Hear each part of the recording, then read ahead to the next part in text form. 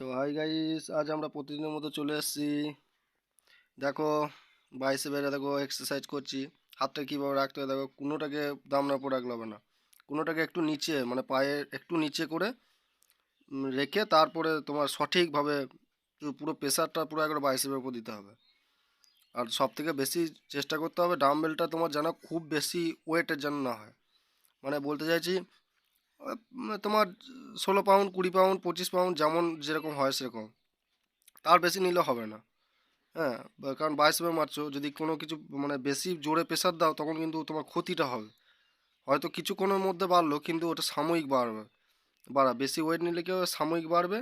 প্রথমেই বেশি ওয়েট নিতে যাও না, বেশি ওয়েট নিলে প্রথমে কেন শেষ পর্যন্ত বেশি বাইসেপের এক্সারসাইজ মানে বেশি জোরে ওয়েট মারা দরকার নেই। যত বেশি জোরে ওয়েট মারবে তত তোমার হাতে প্রেসার পড়বে এবং হাতের কলকবজা সব একদম যাবে শেষ হয়ে। তো আমি এরকম হালকা হালকা মানে লাইট ওয়েটই আমি ইউজ করি বাইসেপের জন্য। তো 16 পাউন্ড বা 20 পাউন্ডটা তোমার কোনো লাইট ওয়েট নয়, এটা মোটামুটি মিডিয়াম ভালোই ওয়েট আছে। হ্যাঁ, তো এইভাবে করছি আমরা দেখো। করতে করতে কন্টিনিউ করব। প্রথমে 15টায় ডান হাতে করব, তারপর বাঁ হাতে করব 15টা, তারপর ফের বাঁ হাত 15টা, ডান হাত 15টা। এইভাবে তোমার কন্টিনিউ প্রতিদিন রেগুলার করে যাও, দেখো বাইসেপের মানে সাইজ দেখো বাড়বে। আবার দেখো লেফট হাতে করছি, দেখো বাঁ হাতে করছি সঠিক প্রসেসে। কোনোটাকে একটুখানি হালকা পায়ের নিচে করে একটু রাখতে হবে, ঝুলানো অবস্থায় রাখতে হবে, দিয়ে অ্যাটাচ রাখতে হবে, দামনার সঙ্গে অ্যাটাচ রাখতে হবে। তাহলে পরে তোমরা পুরো ফলটা পাবে। দেখো কীভাবে করছি, দেখো তোমরা জিনিসটা সঠিক প্রসেসে করতে হবে, তোমরা বুঝতে পারবে, বুঝতে হবে, মানে ব্যায়াম করলে হবে না। মানে ব্যায়াম করছো, করছি না করছি, হচ্ছে না হচ্ছে এরকম ভাবলে হবে না। ব্যায়ামটাকে করতে হবে একবারে ব্রেনে মাইন্ড একদম সেট আপ করে নিতে হবে যে হ্যাঁ আমি বাইসেপ বাড়াবো তো বাড়াবো, বাড়াচ্ছি তো বাড়াবো, এরকম টার্গেট নিয়ে ব্যায়াম করতে হবে। ব্যায়াম করলে ওই ব্যায়াম আমি 25টা পুশ আপ মারতে পারি, 50টা পুশ আপ মারতে পারি, ওতে ভাই কিছু হবে না। মানে তুমি যেটা করছো কিসের জন্য করছো, আমি করছি বডি ইনক্রিজের জন্য, বডি ইনক্রিজ করতে হবে, বডি ফিট রাখতে হবে, এটুকু জানি। আমার যদি বডিটাই যদি ইনক্রিজ না হয়, বডিটাই যদি তাগড়ে বডি না হয়, তাহলে পর আমার এক্সারসাইজটা করে আমার লাভটা কী হচ্ছে? ফিটই থাকলো না বডি, অথচ বডির চেহারাটাও বাড়লো না, কোনো কিছু আমি চেস্টও পেলাম না, বেকার আমার এক্সারসাইজ করতে কোনো লাভ নেই। চেস্ট এক্সারসাইজ করে ফিট রাখার জন্য এবং তোমার বডি ইনক্রিজের জন্য। বুঝতে পারছো, জিমে কেউ টাকা দিয়ে খেলা করতে যায় না নিশ্চয়ই, বডি ইনক্রিজের জন্যই যায়। জিমে কেউ টাকা দিয়ে হয় একমাত্র হচ্ছে যারা ফিট রাখতে চায়, আর শরীর খুব মোটা হয়ে গিয়ে তারা ফিট রাখতে চায়, আর আরেকজন যায় যারা যারা বডি বানাতে চায়, বডি বিল্ডিং যেটাকে বলে। তোমরা ভালোই জানো যে বডি বিল্ডিং কীভাবে করতে হয়। বডি বিল্ডিং করতে গেলে ওই ছোটোখাটো তো পরিশ্রম করলে হবে না, এইভাবে তোমাকে কন্টিনিউ এই এই যে এক্সারসাইজ দেখাচ্ছি এইগুলোই তোমাকে করতে হবে। জিমে তো মাস্টারে এই শিক্ষাই শেখাবে, এর বাইরে তোমাকে কিছু শেখাবে না। তুমি ভেবো না বাড়িতে তুমি চেয়ারে একটা ডাম্বেল নিয়ে তুমি করছো বলে জিমে তোমাকে এর বাইরে আলাদা আলাদা কিছু শেখাবে, এর বাইরে কোনো প্রসেস হয় না। বীজগণিতে যেমন সূত্র হয় সেরকম এতেও সেরকম কিছু কিছু প্রসেসের সূত্র আছে, সঠিক প্রসেসে করলে তবেই বাড়বে। ওই হাত নিয়ে ডাম্বেলটাকে নিয়ে হুটহাট করে তুমি ঝুলাবে করে নেবে, ওরম করে বডি বাড়বে না ভাই, সোজা কথা পরিষ্কার কথা বলে দিচ্ছি। ওইভাবে বডি বাড়বে না। যা হোক করে বডি মেরে দিলাম 50টা 60টা 100টা, ওইভাবে বডি হবে না। বডি মারতে গেলে পুরো তোমাকে প্রেশারটা কোনখানে পড়ছে সেটা বুঝতে হবে।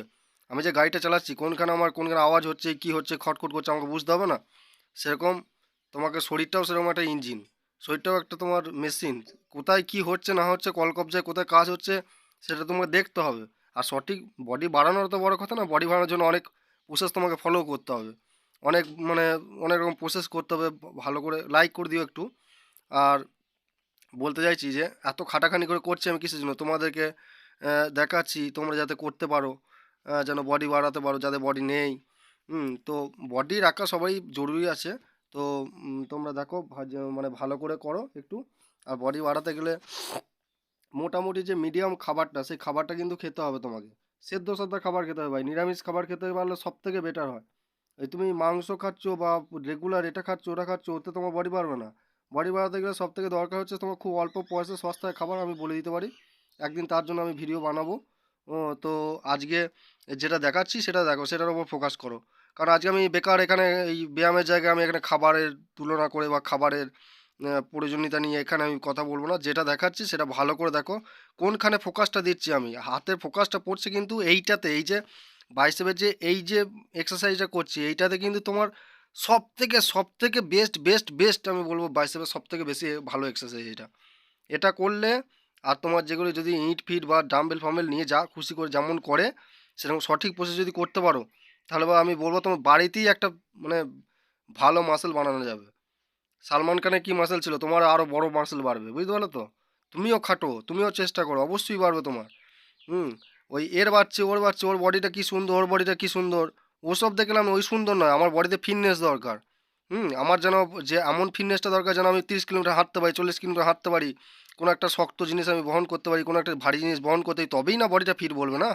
আমি বাড়িতে বসে আমি বাড়িতে বসে মোটাবার একটা শরীর করলাম, যেমন হয়তো হাতগুলো একটু ফুলে ফেলে গেল ভালো মন্দ খেয়ে, ওতে ভাই কিছু হবে না, ওতে কোনো লাভ নেই। আমার যেমন ইয়ে করে আমার ব্রেন কাজ করবে, এমন বডিটা ফিট রাখবো যেন ব্রেন কাজ করে, তার সঙ্গে সঙ্গে গোটা শরীরটা অ্যাক্টিভ থাকে, যখন যেটা বলবে সেটা আমি করতে পারবো, ছুটে গিয়ে করতে পারবো। বয়সে ভাই কিছু নেই। হ্যাঁ, এটা ভিডিওটা ভালো লাগলে এই পর্যন্তই, একটু লাইক করো, একটু